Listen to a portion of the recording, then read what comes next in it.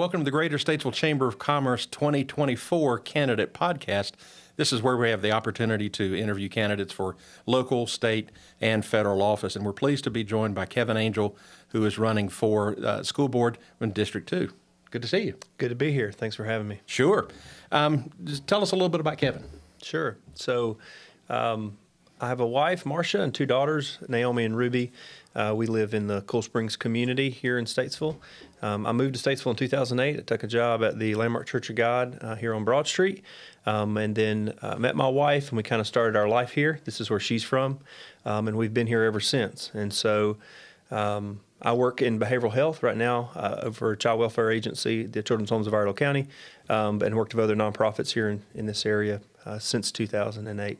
So I like to trout fish and golf and pretty typical stuff that men my age do. Good for you. Yeah. Well, I spent time on city council, but I know I would much rather deal with people's money than their children. So what has motivated you to get involved in the school board race? Oh, that's a great question. So my entire career has been in children and family services to some degree. To back up a little bit, a lot of our life's purpose and mission is connected to lived experiences, your childhood or what that's about. And I've shared this before in other spaces. I'm one of those people who life had a lot of adverse childhood experiences when I was younger. And so for me, the process of working in children and family services is very much a sense of purpose and calling connected to those humble beginnings. And so my whole career has been around children and family services. Fast forward to the idea of how do you serve in a public capacity on the school board, I think those experiences and then my professional work over the past 15 years has set me up to be someone who could help on the school board in governing a public school system here in the community. Sure. Well, I'm glad you said that because school boards often work collaboratively with administrators, the teachers, parents, community members. You've got a lot of people involved, a lot of cooks in the kitchen, if you will.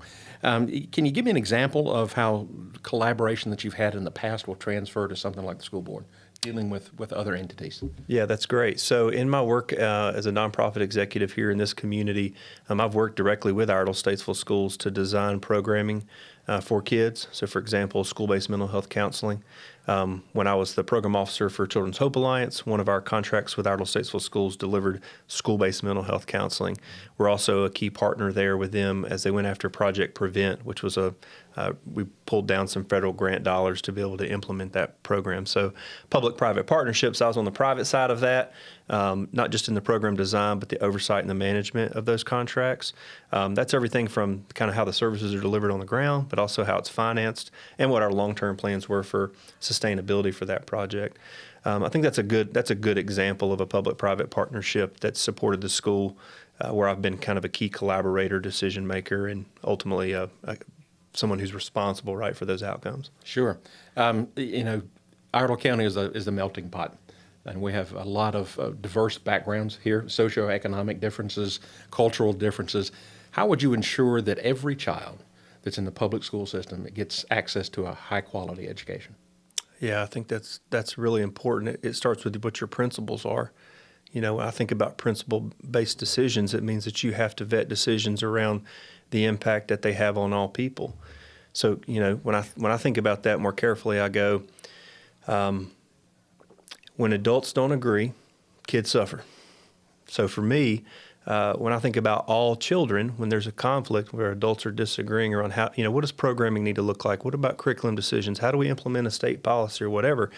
It's important that we're judicious, that we're careful, that we, just like we teach the kids, we try to understand someone else's perspective before we seek to be understood, and we make sure those policies represent the needs of the community. I think also it's important as a school board member to say, someone wanting to serve on the school board to say this, to me it's important that the values of the community are reflected in the practice in the district.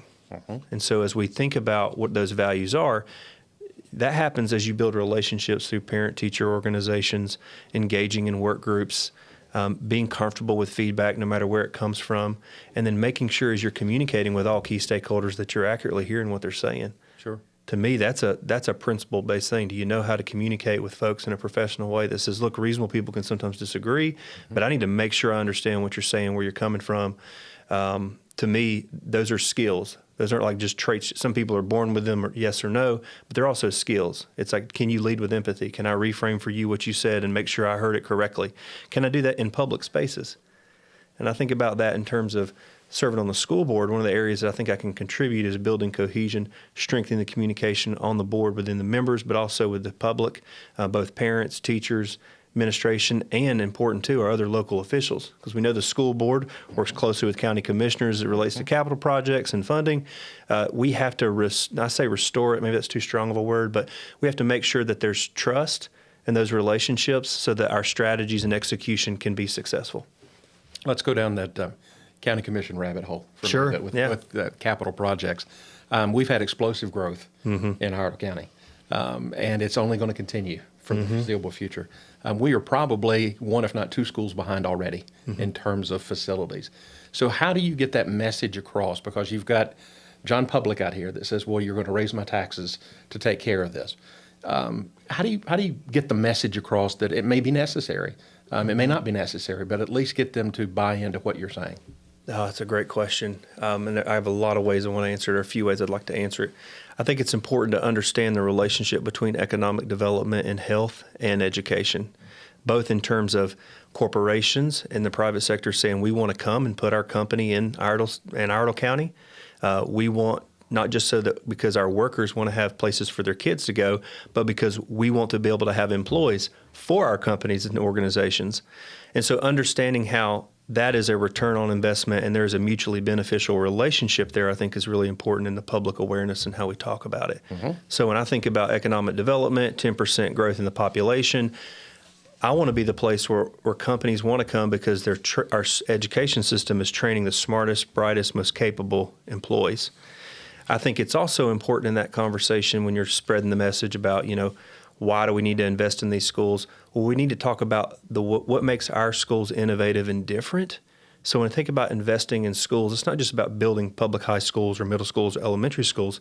It's about doing more of those strong things that Iredell Statesville is doing to put out a competitive workforce, like CATS programs, investment in STEM, academies that are focused, the IB program. My daughters go to the dual immersion program. Something as simple as being bilingual in a global economy is really valuable, Drawing those connections to the public is really important too. And then the last thing I'll say is it's to me, managing money is a moral issue. Like people ask me, what about your values? What are your conservative values? And I say, to me, one of the greatest ones is, to me, stewardship of other people's, or management of other people's money is an issue of stewardship. I have a moral imperative to be responsible about that. And when I think about my own lived experience, I grew up in a home with $200 a week salary, dad hauling trash for a living and 3 boys. I know what it's like to say, I don't want my taxes to be higher than they need to be. And so to me, I take those decisions very seriously. And so we have to be able to make sure that our taxpayers, whether they have kids in the district or not, feel like that it's money well spent. Whether or not you meant to say it, you hit something when you said our taxes don't need to be any higher than they need to be. So that's a very good point. Last question. You've got a challenger in the primary. So why should people vote for Kevin Angell? Sure. I think a vote for me is going to be a vote for someone who's going to bring a high level of professionalism to the work. You're going to have someone who's going to be able to come in and immediately make an impact. My professional credentials and experience, background in finance, a degree in finance, as well as I'm a certified project manager. So we talk about capital projects. I understand the science of getting work done. I think you're going to see somebody who can come in and immediately make an impact and push us forward on some key objectives. That's what a vote for me would be. And that's why I ask people to consider it. I can work with all kinds of different people. I can also entertain ideas that maybe I don't personally agree with and understand. I think that's a part of what's beautiful about our democracy, and I think that plays out even in the local level as we interact with one another. So, Sure. Yeah. Well, and thank you so much for your willingness to participate, for being here today, and we wish you luck in the primary. Thank you so much. Thank you. Yeah.